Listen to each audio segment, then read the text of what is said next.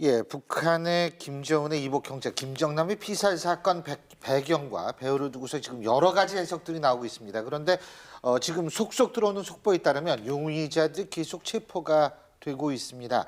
자, 이 사람들 체포하면 진실이 밝혀질까요?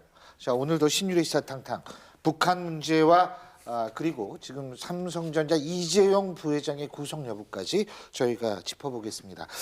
자, 지금 스튜디오에는 5분 나와 계십니다. 저희 YTN의 정치안보 전문기자시죠. 김주한 기자, 북한민주화위원회 김영순 부위원장, 세종연구소 홍현익 수석연구위원, 최병묵 전 월간조선 편집장, 그리고 한국바운지학연구소 연구위원이신 김복준 박사님 5분이십니다. 어서 오십시오. 안녕하십니까. 예. 그 경찰이요. 지금 말레이시아 경찰이 지금 뭐 계속 잡는 모양이에요. 어떻게 보세요? 같은 수사를 하셨던 분 입장에서 볼 때 이게 능력이 있는 겁니까? 뭡니까? 굉장히 빠르게 잡아요. 아무래도 이 예. 말레이시아가 가지고 있는 어떤 치안 역량 같은 게 되겠는데 예. 오히려 이제 우리나라 같이 이렇게 막 활달하게 민주화돼 있는 이런 나라는 사실 수사가 더 어려워요.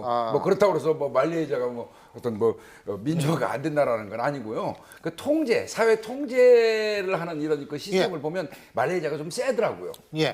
뭐 여러 나라 보면 그리고 이거는 제가 보니까 애초부터요 CCTV에 완전히 노출이 된 상태예요, 용의자들이. 공항이니까 그럴 수밖에 없죠. 그런 거 봐서는 좀 효율적으로 빨리 잡았다 이렇게 볼 수 있겠죠. 근데 지금 뭐 한 명, 여자 한 명은 베트남 국적, 한 명은 인도네시아. 인도네시아 국적, 그리고 남자 한 명도 체포를 했는데 이 남자 한 명은 인도네시아 국적의 여성과 연인 사이고 뭐 이런 얘기가 지금 보도가 되고 있거든요.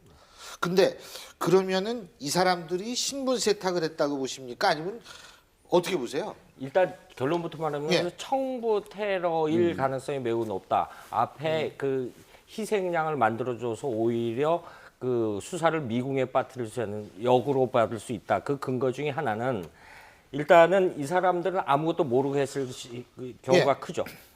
그런데 지금 그 근거 중에 1986년도 우리가 아시안 게임 앞두고 예. 김포공항에서 쓰레기통에서 폭탄 테러가 나서 5명이 숨지고 한 30여 명이 그 다친 거 기억하실 겁니까? 그 당시에 그냥 우리가 북한의 소행이라고 그랬어요. 근데 근거가 하나도 없었어요. 근데 나중에 독일 통일이 돼서 동독 비밀 스타시 비밀 문건을 보니까 아부 니달이라는 그 당시에 중동 테러 조직에 시켜서 아부 니달의 조직이 원인들을 또 몇 단계 걸쳐서 해서 서독 적군파 여자 요원을 영국인 신분을 해서 김포공항에다가 쓰레기통에다가 폭탄을 설치해놓고 바로 홍콩으로 출국을 했는데 그게 독일 통일이 되고 나서 발각이 됐다는 점. 나중에 알고 보니까 비밀 문서를 보니까 아부 니달과 당시 김일성이 굉장히 친분이 있었고 그걸 성공하고 나서 500만 달러를 예. 송금을 했다라는 게 나중에 밝혀졌습니다. 그러니까 이런 비슷한 과정을 역시 거쳤지 않았겠느냐라는 이야기들이 꽤 많이 있죠. 근데 저는 뭐 신분 세탁뿐만 아니고 전부 다 국적 세탁도 다 했을 것이다 이렇게 봅니다. 그러니까 지금까지 수사 결과 며칠 안 지났잖아요. 요 기간 동안에 나온 거는 아마 대부분 우리가 믿을 수 없는 상황이 아닌가 예. 싶은 생각이 들고 그렇다면 지금 인도네시아 여권 가지고 있고 뭐 베트남 여권 가지고 있고 하는 것들은 조금 조사해 보면 아마 저런 것들은 다 위조됐거나 예. 이럴 가능성이 더 많다고 봅니다. 자, 지금 김주환 기자께서 이게 일종의 역할 분담도 다 해가지고 이렇게 뭐 수사 방향도 흐리고 이런다고 얘기를 했는데요.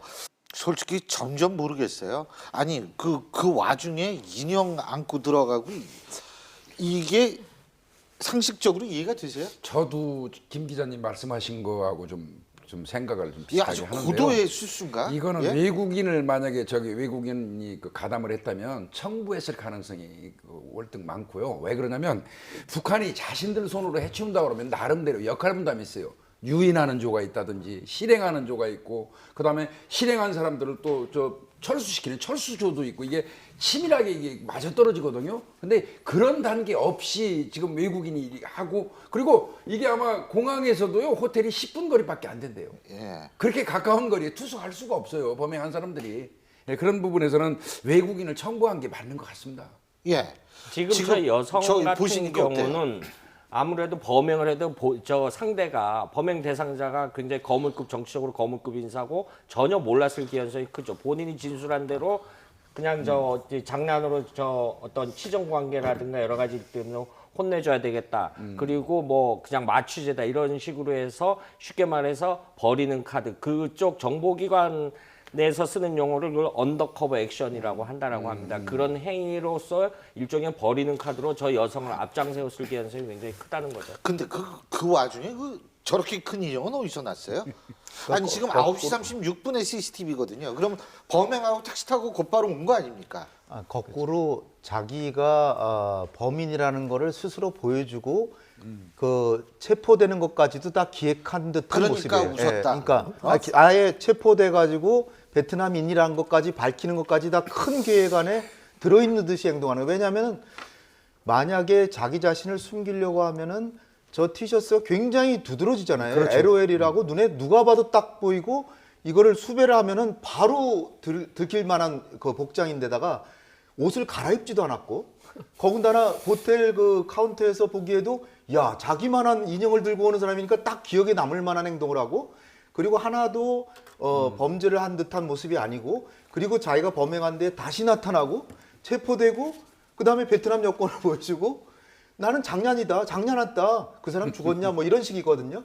그 이게 모든 것이 철저하게 기획된 것이 아닌가.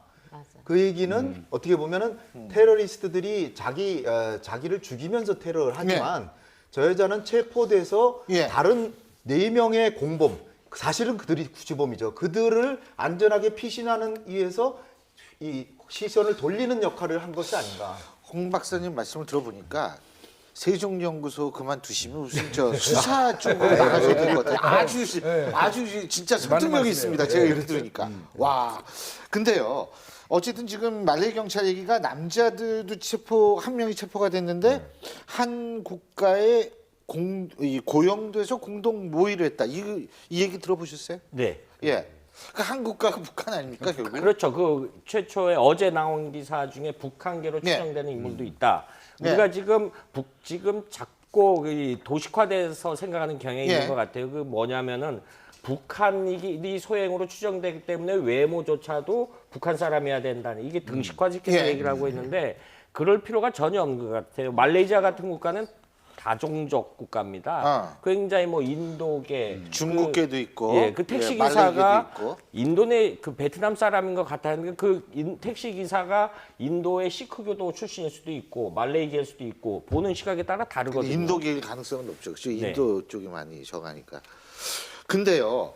어쨌든 뭐 지금 뭐 모란꽃 소대 얘기도 나오고 뭐 여러 가지 얘기가 나옵니다. 근데 저희가 이 부분에 있어서는 좀 더 수사를 지켜보고 얘기 계속하고요.